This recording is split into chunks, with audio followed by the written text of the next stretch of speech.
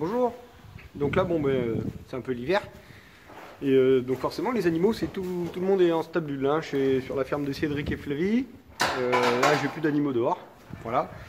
Ça va pas durer très longtemps. Je pense que cette année, ça va durer 3 mois à peu près, la période hivernale où tous les animaux sont stables. Donc, on va nourrir les animaux un petit peu différemment. Les êtres vivants, si vous voulez, d'une manière générale, ont besoin de deux choses pour pouvoir se développer.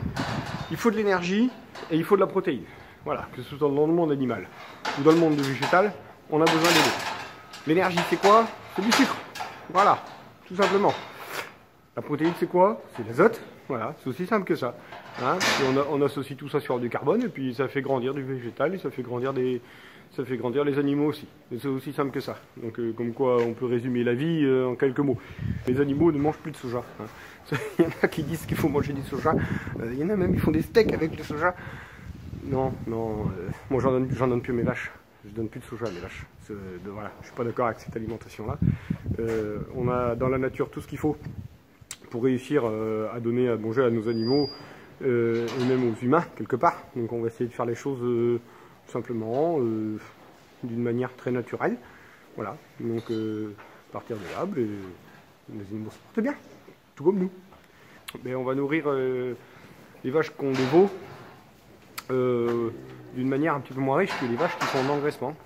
L'objectif pour ces animaux-là, ça va être d'avoir un état d'engraissement idéal pour la consommation. Parce que en fonction de ce qu'un animal va manger, eh bien la qualité de la viande va en dépendre directement.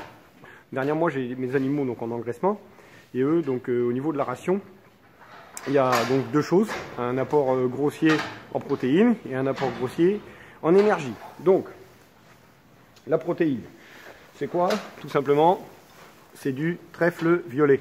Voilà, donc du trèfle violet, c'est un petit peu comme du foin, sauf que il a été pressé mais humide, à 60% de matière sèche, c'est-à-dire que je l'ai pas fait sécher complètement pour éviter de perdre des feuilles, parce que les feuilles de trèfle, si vous voulez, c'est très facile de les perdre. Donc si on ramasse que les tiges, c'est pas valable. La protéine, elle est dans les feuilles, essentiellement. Donc c'est pour ça que je l'ai pressé humide. Donc ça, c'est de la protéine qui est très intéressante. Et puis ensuite, le deuxième apport de la ration, ici, ça va être donc de l'ensilage maïs. Ça va être donc de l'ensilage maïs, donc c'est tout simplement du maïs qui a été passé dans une ensileuse. Donc une ensileuse, c'est une machine qui coupe en petits bouts. Voilà. Et donc le maïs, je ne l'ai pas ramassé plante entière. Hein. On le coupe, moi je le coupe toujours à 55-60 cm de haut, de manière à laisser la tige du maïs dans le champ. Parce que vous avez peut-être pu le voir dans d'autres vidéos, en semi-direct. Par exemple, dans mon champ de blé, on a des cannes de maïs qui restent. Simplement, ça nourrit les animaux du sol. Parce que la canne de maïs, c'est tout simplement de la paille, même plus dur que de la paille. On pourrait assimiler ça à du bois. Mais moi, dans ma vache, je préfère mettre ça. Voilà. C'est-à-dire que la première source de protéines des animaux, c'est du trèfle violet. Forcément, ça prend beaucoup de place dans la panse. Donc j'enlève la paille du maïs pour mettre la paille de trèfle violet. C'est plus utile. Hein. Pour compléter tout ça, si vous voulez. Puis bien égaliser la ration, on va faire des apports mais de concentré. Donc moi je vais apporter deux choses en concentré. La première, ça va être donc du blé qui est du blé aplati, tout simplement, hein, c'est comme une farine, voilà. Et puis la deuxième chose, donc je vais également apporter de la protéine, donc ça va être sous forme de granulés, voilà, vous voyez. Donc c'est un petit peu comme des granulés à lapin, tout simplement. Donc à l'intérieur de ces granulés là, vous n'allez pas retrouver de soja OGM, non, voilà. Donc c'est essentiellement parce que le soja, soit il vient du Brésil ou des Amériques, il est OGM et il n'est pas cher.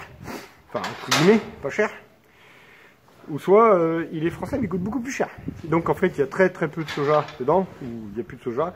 C'est du tourteau de colza, du tourteau de tournesol. Le tourteau, si vous voulez, c'est qu'on a pris la graine, on a enlevé l'huile, et il y a le reste. Voilà. Donc le reste, il y a pas mal d'azote dedans quand même. Donc avec ça, on fait de l'aliment pour les animaux.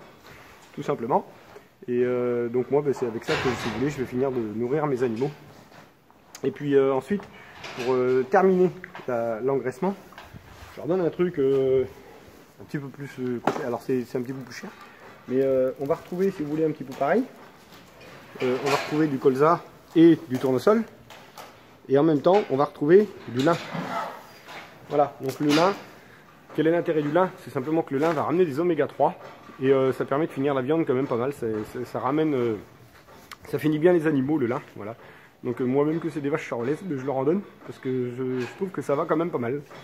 Voilà, donc écoutez ma petite vidéo touche sa fin. Je vous remercie de l'avoir suivi. Je vous mets un petit lien donc, pour pouvoir nous contacter. Parce que forcément, si vous souhaitez avoir de la viande, il faut quand même que vous sachiez comment on nous contacte. Moi, je vous dis à bientôt, une prochaine vidéo, et puis peut-être pour des commandes. Bonne journée!